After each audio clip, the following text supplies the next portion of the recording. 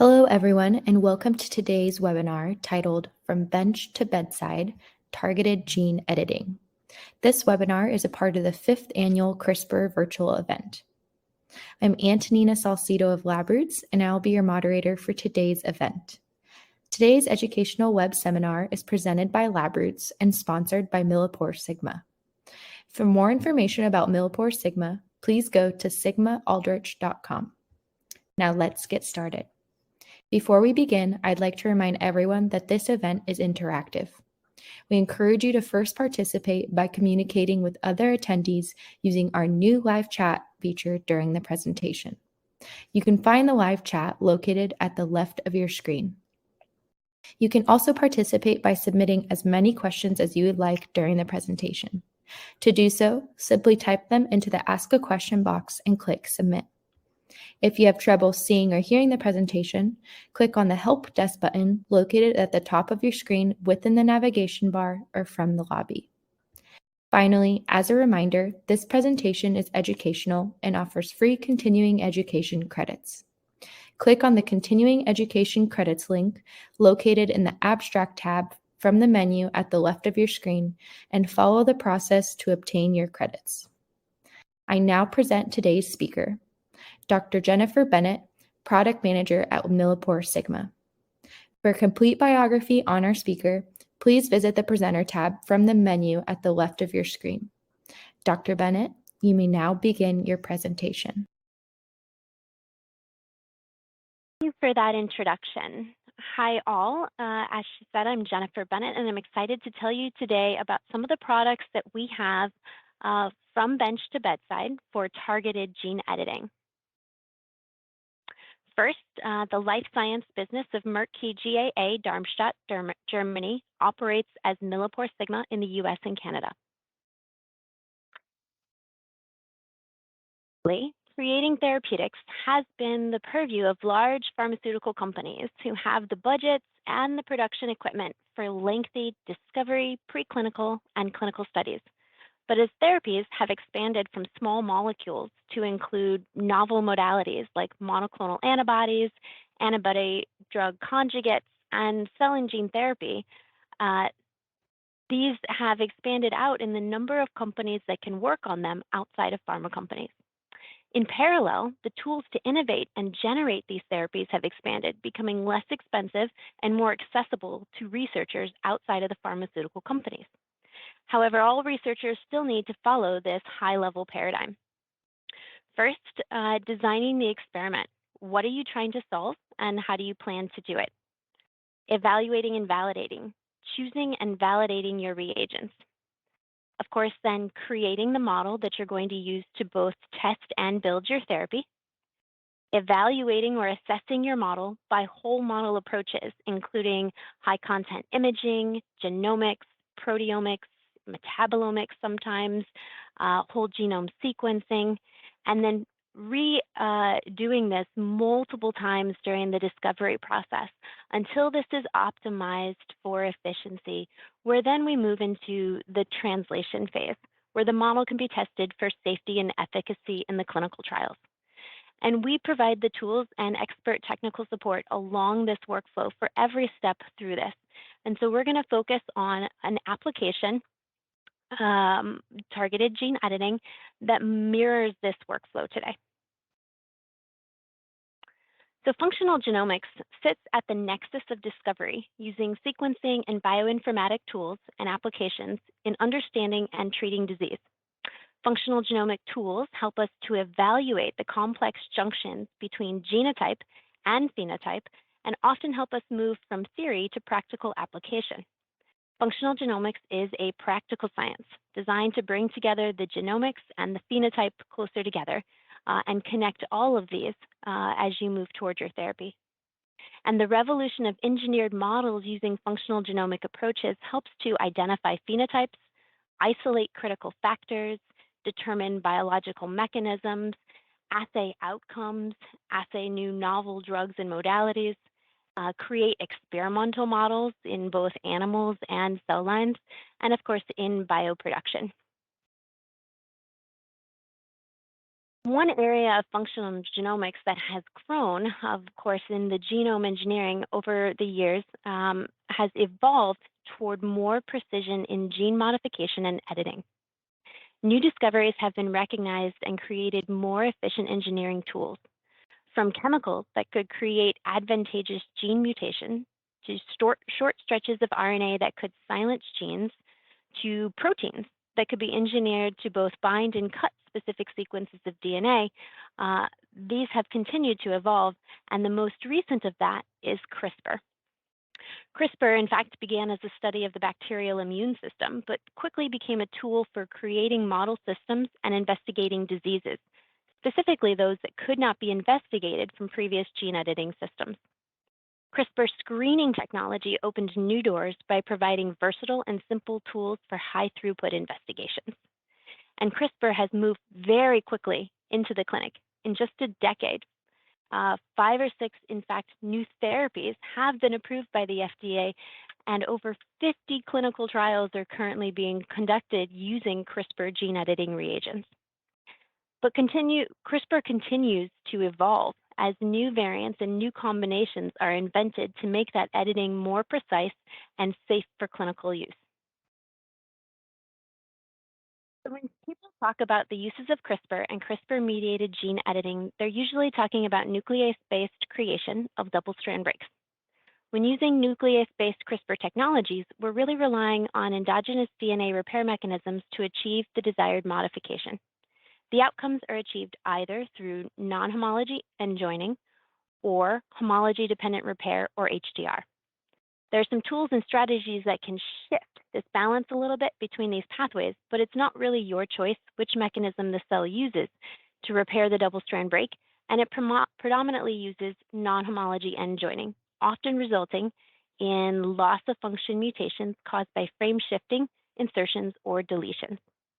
One important difference between these two pathways is the error-free repair and error-prone repair compared to repairing off of the plasmid. Homology-dependent repair requires the addition of a donor DNA template for which to pull the DNA off and integrate into your target gene of choice. Of course, when this repair pathway is done endogenously in the cell, it often uses very similar sequences off of a sister chromatid, but in this case, you'd be introducing the DNA of interest that you'd like to integrate.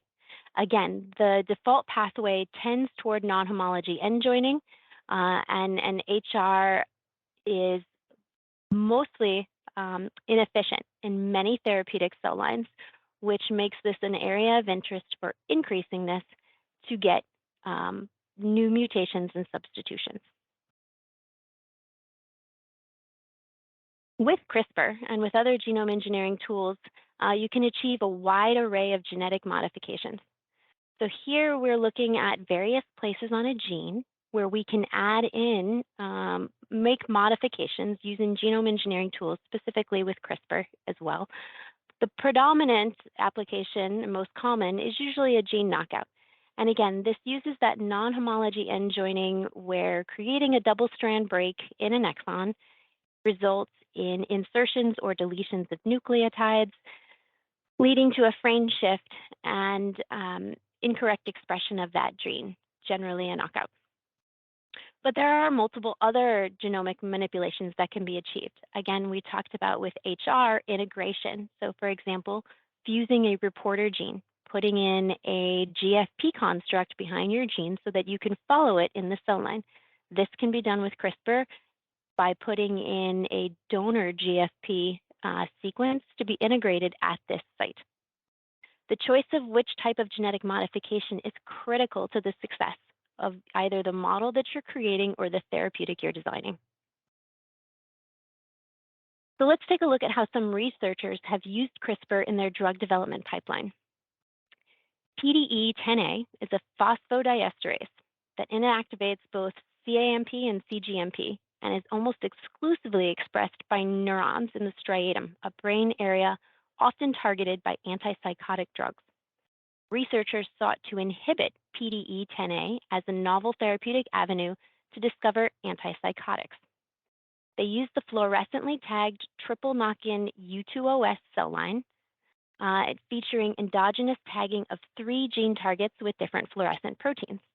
So we have alpha-tubulin tagged with GFP in green, lamin B1 is tagged with BFP, and beta-actin is tagged with RFP in red. A cell-based assay involving high-content imaging was used by researchers to identify a microtubule aggregation phenotype that, along with other phenotypes, was used as a measure of toxicity. In A, we have a DMSO control when added to the cells that have been tagged. The cortisol is a positive control. It's a drug known to create microtubule aggregation, and that's seen here in those pictures. The researchers then tested 2 different compounds, compound 8148 and compound 0558, and when added to the cells, they could tell the difference in the phenotypes by the tagged microtubulin. From these assays, researchers were able to eliminate compounds that would have resulted in late-stage failures, costing the company millions. CRISPR is enhancing the early discovery workflows to provide more accurate information before moving into those preclinical stages.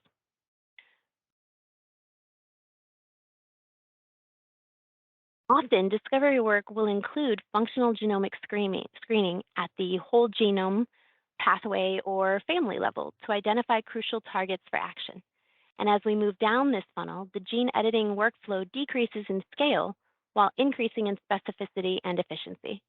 While screening is an important tool for which we offer several off-the-shelf and custom reagents, in this webinar, we are going to focus on editing of single genes. So whether you're starting from functional genomic screening hits that have been validated, or you know your target of interest already and want to just attack it without having to go through screening, this next workflow can outline is a very basic outline for how to perform these CRISPR experiments. So again, the first step is to determine the type of modification you need to make and in what model system, and it will have a large impact on the downstream design. Next, we need to design the guide RNAs and choose a nuclease. This step can actually be quite overwhelming for new users. There's many different varieties of nucleases, many programs with which to design guide RNAs, and many places to target those guide RNAs. Using our CRISPR design tool, you can actually put in the gene ID or a custom sequence and get back guide RNA designs that we've stratified by efficiency and specificity for you. We also have pre-designed guide RNA sequences targeting the majority of the mouse and human genomes that have been validated, and they come from different libraries like the Sanger library. Then it's a matter of choosing the appropriate nuclease. For example, will you be using a wild-type Cas9, our new Cas9+, a Cas9 nickase, and which format are you going to use? Nucleases and guide RNAs can be expressed via plasmids, mRNA, lentiviral constructs, or as purified and synthetic material. Each format has its limitations and its advantages depending on your end goal.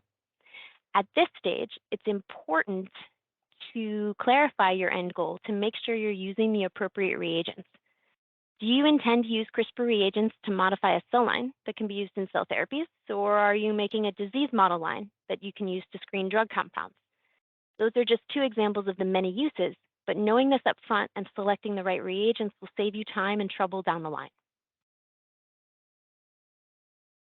The next step is to introduce your CRISPR complexes into your model system of choice and evaluate the modification efficiency. Ideally, you would choose several guide RNA designs and introduce all of them in parallel to choose the ones with the highest efficiency. A T71 digestion can give you a quick evaluation to eliminate the guide RNAs that are not going to work. And further sequencing, protein expression, phenotypic or morphological assays can be done to confirm the guide RNA is in fact creating the modification that you want. Additionally, off-target analysis can be done at this stage. Specificity for the target sequence is a key component of every CRISPR complex, and the more you know about possibly deleterious mutations outside of your target gene, the better suited you'll be when you go to translate your model. Depending on the efficiency seen in this step, you may need to optimize your experiment. And this can mean changing the delivery method or trying new conditions, designing new guide RNAs, in fact, choosing a different nuclease. And we've spoken to many researchers who choose to move to higher quality or higher performing reagents at this step to increase the efficiency of their chosen modification. Using those high quality reagents will make creating your model more successful. This may mean several iterations of this, going back all the way, redesigning, choosing, and going through again. It's an iterative process, and you continue to make it more efficient as you move forward. Once you've settled on the most efficient reagents and have optimized, it's time to create your model.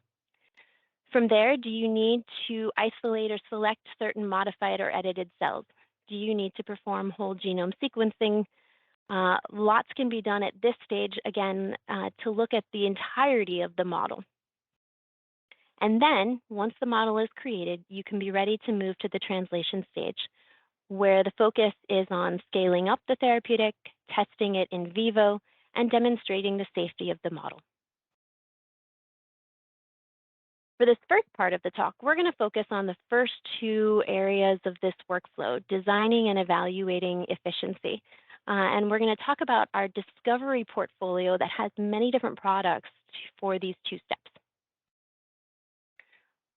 While you can, in fact, use multiple formats for your guide RNA and nuclease, we're going to focus on two that we believe will be most efficient for downstream analysis.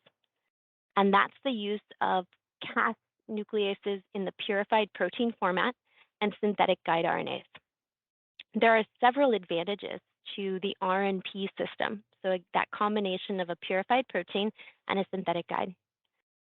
First, it has very low cytotoxicity. Introducing these into most cell lines won't cause a toxic response. A classic example is using primary T cells. Introducing exogenous DNA invokes a cytotoxic response of the T cell. It's effectively doing its job. It's meant to get rid of exogenous DNA. So for CRISPR, that's not great if you want to modify primary T cells. The RNP complex reduces that possibility. RNPs are also transient, which is great for therapeutic safety measures. Introducing a plasmid or even an mRNA that contains the CRISPR reagents, those reagents in the plasmid or mRNA form live much longer inside the cell line when they're introduced, and therefore the chances of them creating off-target edits or modifications goes up. With proteins and the RNP complex, most are cleared within 48 to 72 hours following introduction, again, reducing that off-target editing, but causing the downside that we need high efficiency reagents in order to ensure high editing in that short window. RNPs then therefore have high on-target specificity because of their transience. They do work in non-dividing cell lines. They don't rely on the cell to express like they do in the plasmid format. So you can put them in non-dividing primary cells, again, a key model for therapeutic development. And they don't leave any genomic footprint. So they won't integrate into the endogenous genome. They're there, they're expressed, and they get degraded and move out. We have two different types of guide RNA are available. One is our two-part system and the one-part system. The two-part system involves a CRRNA, which contains that protospacer motif, about 20 nucleotides matching the target sequence in your gene of interest, and a standard tracer RNA that would be the same for every experiment.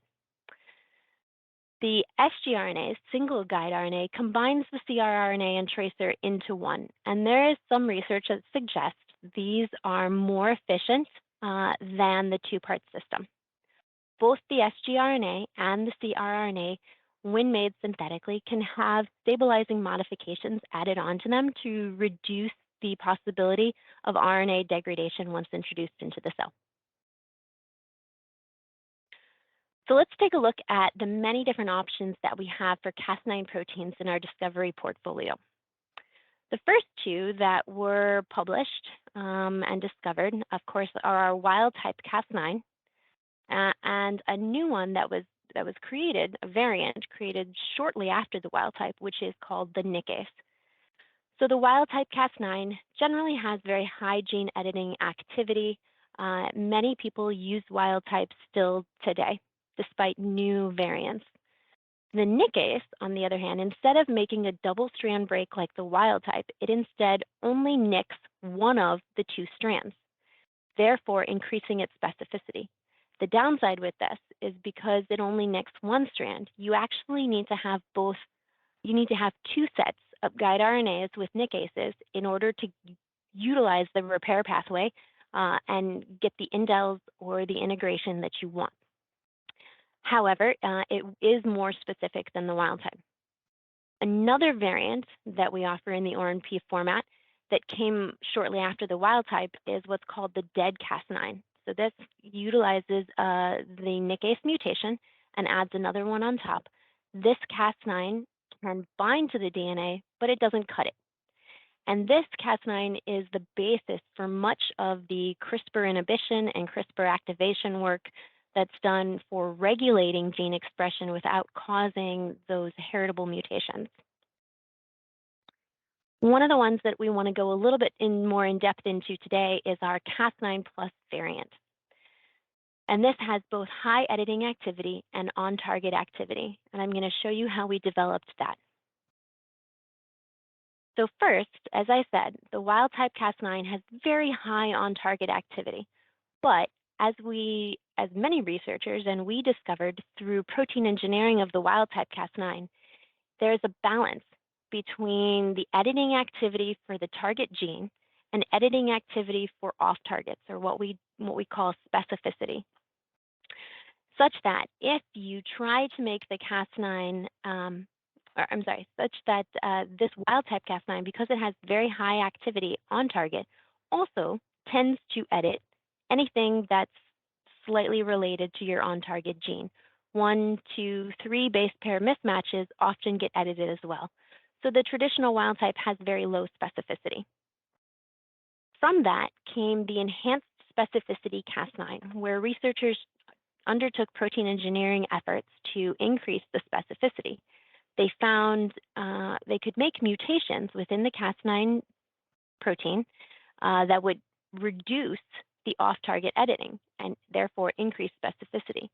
The unfortunate side effect is that it also reduced the on-target activity. So there's a balance here between on-target and off-target. And when you make changes to one, often the other is affected. So what we did through multiple rounds of protein engineering is look for a Cas9 that had both high on-target activity and high specificity. We tested both in parallel through the development of this variant, and we came up with a new variant, a novel variant that we call Cas9+.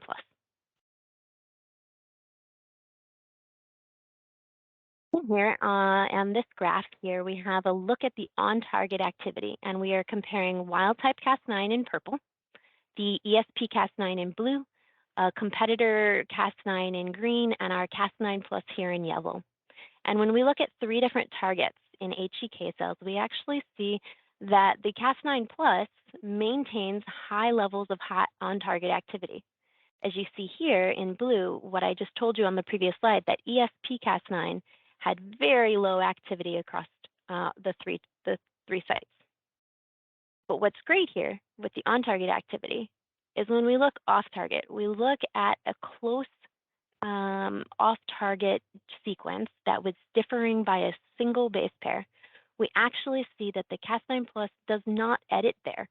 See here in purple how the wild type will edit at this off-target site at all 3 gene targets, but the Cas9+ does not. In fact, the Cas9+ has even lower off-target editing than a high-fidelity competitor variant as well. So it combines the high specificity of the ESP-Cas9 with the high on-target activity of the wild type to make the most efficient Cas9+.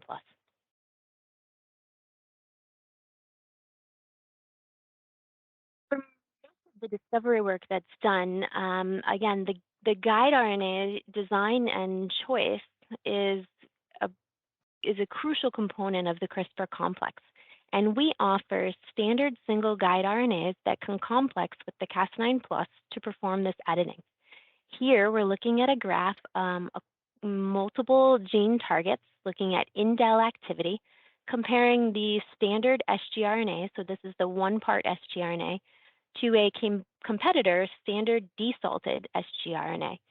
And here, when complexed with Cas9 plus and transfected into HEK cells, we see that the standard guide and Cas9 plus have very high activity across the board at all sites, and in fact have significantly more activity than a competitor guide. Additionally, there was no loss of viability. So one of the key aspects of guide RNAs, because they are synthesized, is that they may carry with them artifacts from the synthesis reaction that could cause toxicity in your model of interest. And of course, as models get more sensitive, moving to primary cells, moving to animal models, that toxicity, associated toxicity with your CRISPR components is a key variable that you need to assess when choosing your complex reagents. And we can show that our standard sgRNAs, in fact, offer very little toxicity and, in fact, are better than a competitor in this space. And therefore, the Cas9 plus with standard guide RNAs are a highly efficient editing complex for most model systems. Another tool that we have in our discovery bucket that can help in your workflow is our Cas9 GFP. So this is really great because it allows visualization of gene editing. It's in fact a fantastic tool for an optimization of your delivery conditions. Often the addition of a GFP to a protein can have an effect on its function, but as you can see from the graph, Cas9 GFP maintains very high activity, just like the wild-type Cas9 variant on which it's based. And it does so better than competitor versions that are attached to GFP. The image on the left shows how Cas9 GFP can be used to measure delivery efficiency by measuring the number of GFP-positive cells. We work with several researchers, both internal and as collaborators, to use GFP to evaluate different formulations of complexes for delivery. In fact, one of the key trends in the CRISPR field is on nanoparticle, lipoprotein particles, different delivery methods for the CRISPR reagents for therapeutic uses. Cas9 GFP is a great tool when you're trying to optimize a new delivery system or evaluate a new delivery system for your therapeutic because it allows both editing and visualization in one Cas9.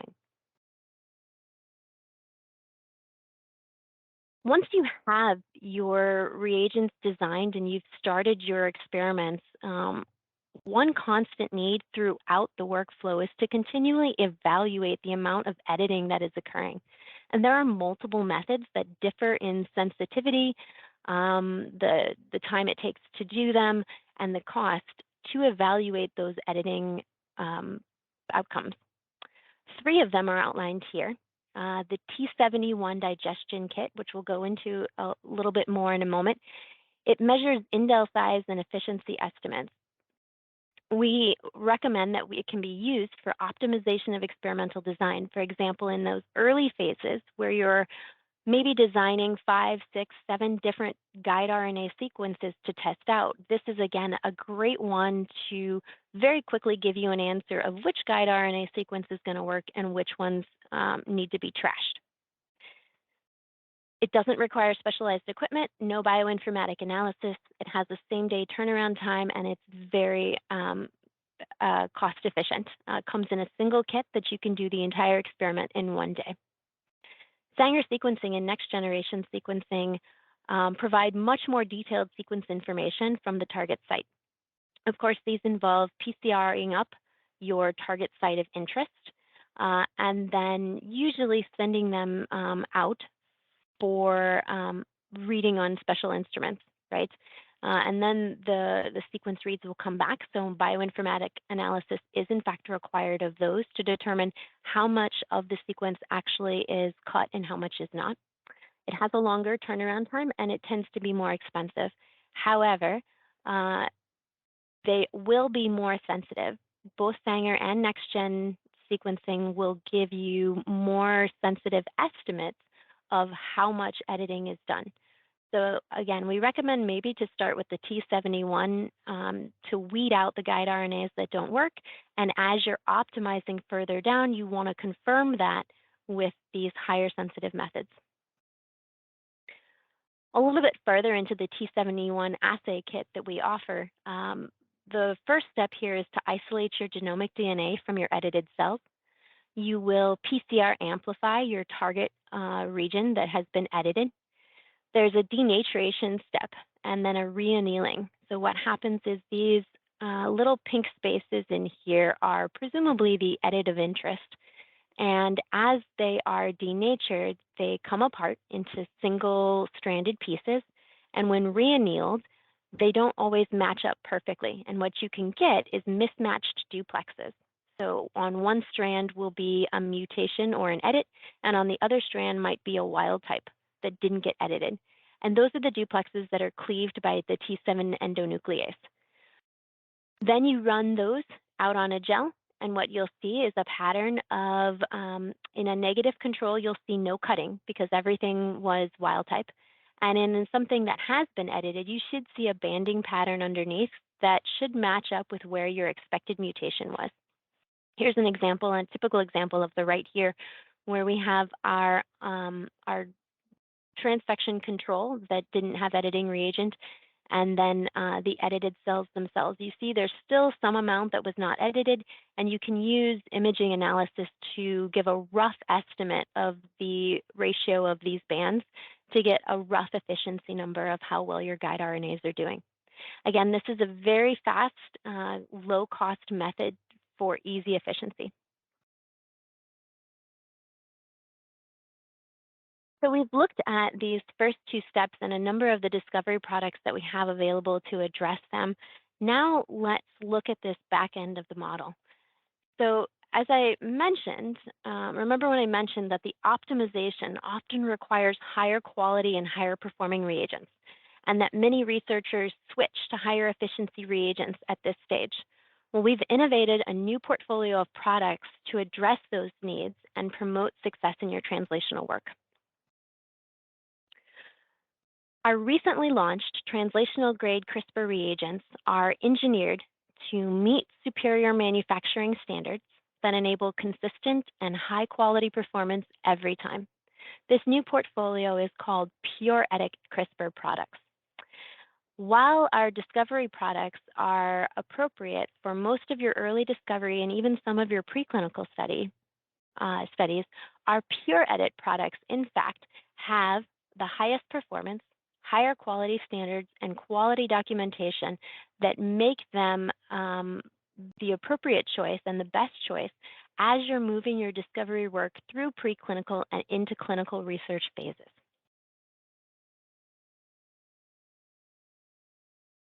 CRISPR's evolution has, of course, included a rapid move into the clinic, where CRISPR reagents are being used to generate cell and gene therapies to cure a number of human health issues and diseases. The attraction, or one attraction of CRISPR, is that the change is permanent. So that change is embedded in the DNA of the patient, which prevents long-term treatments or long-term drug use to control the symptoms. Additionally, cures for rare genetic diseases for which not much about the biological mechanism is known are now relatively easy with CRISPR, or at least easier than before. And as part of the democratization of creating new therapies, a number of new therapeutic companies have sprung up in the wake of CRISPR, who focus specifically on using CRISPR reagents for therapies.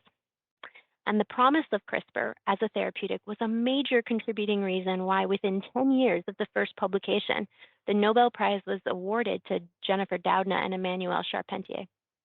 So let's dig a little bit deeper into the Pure Edit portfolio and why it's perfect for translational or therapeutic research for CRISPRs.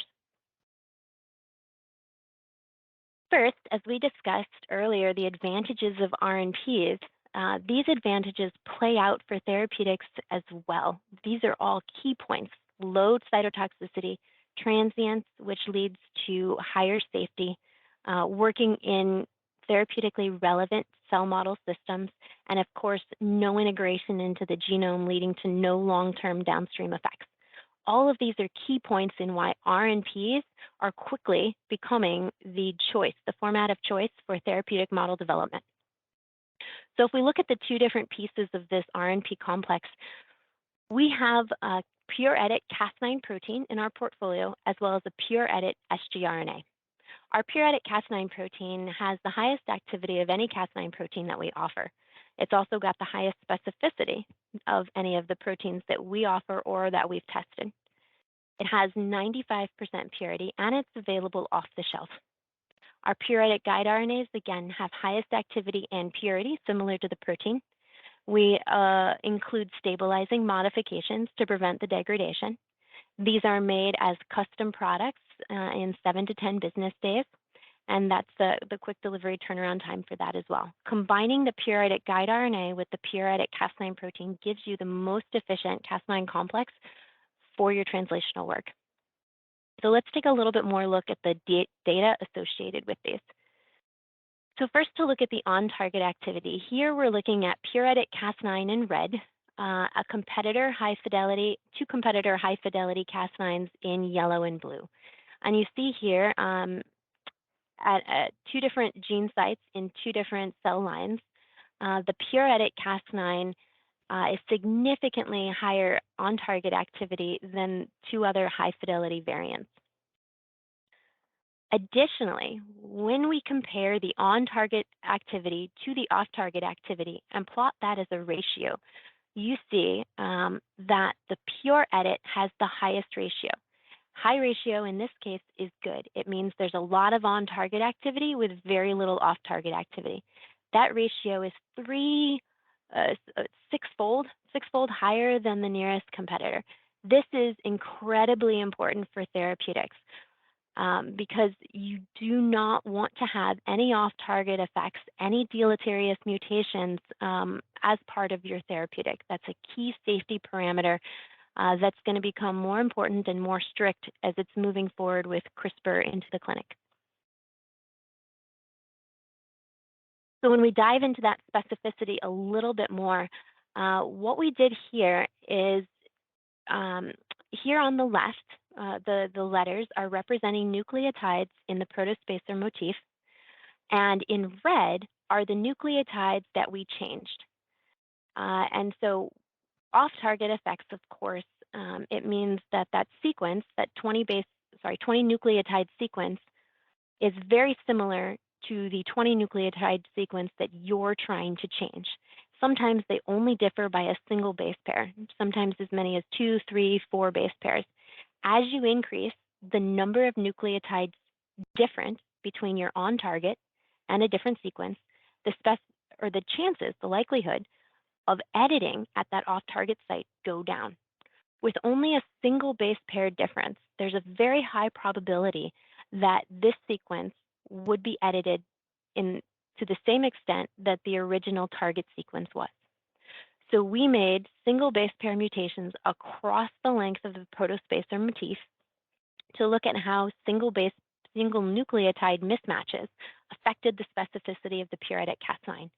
And you can see here in yellow is the pure edit Cas9, and in purple is a high fidelity competitor, resoundingly and across the board at two different sites and at every base pair we've tested.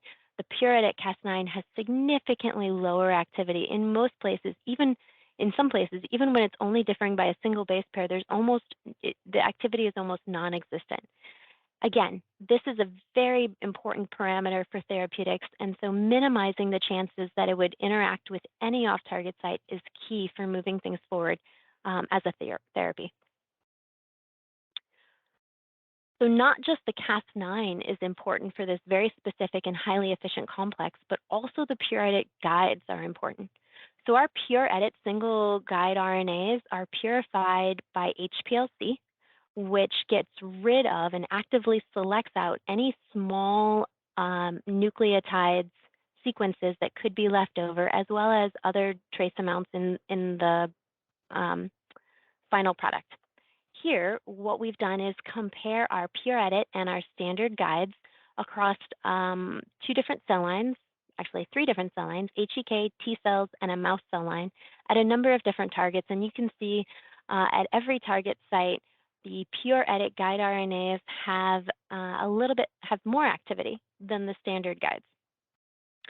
Again, suggesting that if high quality, high editing, and specificity is key to your work, the pure edit guide RNA is going to be the way to go, complexed with our pure edit Cas9 protein.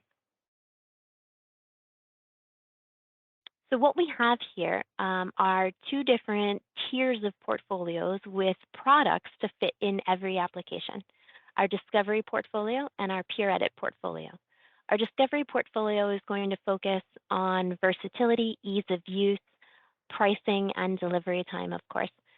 And it contains many of the Cas9 proteins that we've talked about, wild type, Cas9+, our Cas9 GFP, and of course our standard guide RNAs. Our pure edit portfolio is focusing on high performance, highest quality standards, quality documentation, and is driven for therapeutic research. And there are 2 products in this portfolio as of now, pure edit guides and pure edit Cas9. It's important to note that you don't only have to use pure edit products at the very late stages of your workflow. The earlier you bring in the high efficiency products, the faster your timeline will go. As I mentioned, as part of that workflow, often multiple rounds of optimization have to be done to get to the final complex before you create your model. Pure edit guides in Cas9 can cut down on that amount of optimization by giving you the highest efficiency early on in the process and reduce your overall time to the clinic or to your preclinical studies. So we're constantly adding and always working on adding new and innovative RNP products in both of these tiers to address the evolving needs of researchers at various stages in gene editing. And I'm going to highlight one of those ongoing initiatives for you next. So one of the next generation genome engineering tools that we're working on is what we call CRISPR-Chrom. And this involves a Cas9 variant that is fused to chromatin remodeling peptides. When we compare 3 different variants of fusions compared to the wild type Cas9, we look at indel rates. And first, here you see in gray is the wild type SP-Cas9 that has very low number of indels. So this could be these are gene targets that are generally hard to edit. Multiple rounds of gene editing have shown us that there are some gene targets that are just inherently more difficult to edit than others for various reasons. One reason could be that the chromatin architecture around them prevents accessibility to the CRISPR complexes. And so here you see all of these 4%, 4%, 3.8, and 2.2. These gene targets are very difficult to edit, and basically making any therapeutic that would target these or other targets that are difficult like them virtually impossible. How do you get to a therapeutic if you only get 2% editing? What we see here is that by fusing on these chromatin remodeling peptides, we actually increase the indel activity sometimes as much as 5 to 6-fold across the board for all of them. Having 25% of cells being edited is a much more workable cell number than only 4%, and this makes the therapeutic possible at this point. Additionally, we've looked at how these variants compare to the wild type Cas9 when we're trying to integrate a piece of DNA. So we have very low integration here, 6.5% with the wild type, but these variants show increase as much as 5 to almost 6-fold here across all of them. Again, taking that efficiency higher to allow this therapeutic strategy to be successful where it would not have been in the first place. And this is just one example of new technology and innovations for our RNPs that we're working on.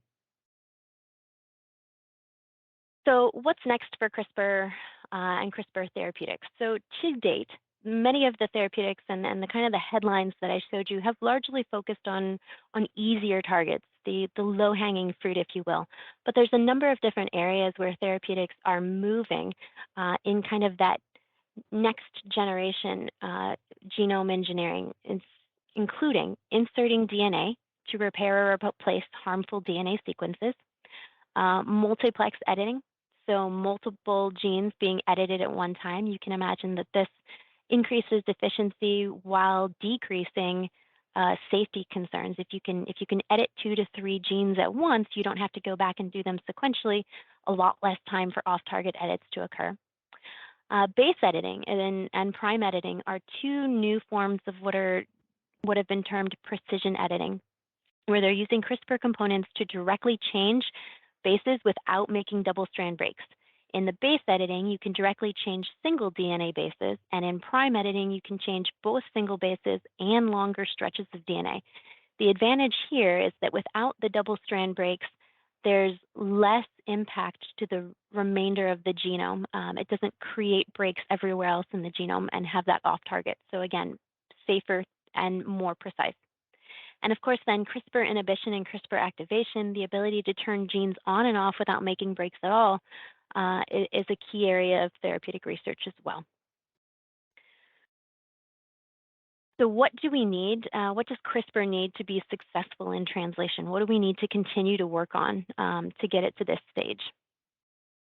First, better specificity without decreasing efficiency. And I showed you one variant that we have, well, two variants, the Cas9 Plus and the pure edit Cas9, in which we have increased specificity without decreasing that efficiency. Variants that have this are going to be key candidates to move forward. More precise editing, editing single nucleotides, inefficient precision editing can limit the field to therapies where gene functions need to be eliminated or where corrected cells gain a competitive advantage over the unrepaired cells. Additionally, improved access to target sites. So right now, we are limited to targets that have PAM proximal regions, as well as to sites that can be efficiently edited. So inclusion of variants to the nucleases that expand our accessibility to the rest of the genome, virtually making it able for a researcher to edit anywhere that they want without limitation will be key at moving forward. And finally, delivery. Delivery is another key factor here. Whether the CRISPR reagents are being used to modify a cell line and the cell line becomes the therapeutic introduced into the patient, or the CRISPR reagents themselves are the therapeutic introduced into the patient, the delivery of that can have a huge impact on the efficiency of it as a therapeutic, but also on the safety of it. And so continuing to innovate in new methods of delivery, new, safer methods of delivery is going to be key to continue to pushing CRISPR forward. So as I've shown you throughout this webinar, we provide a number of solutions that can cover the end-to-end workflows for bench to bedside using gene editing. Thank you for your attention to this, and I will take any questions.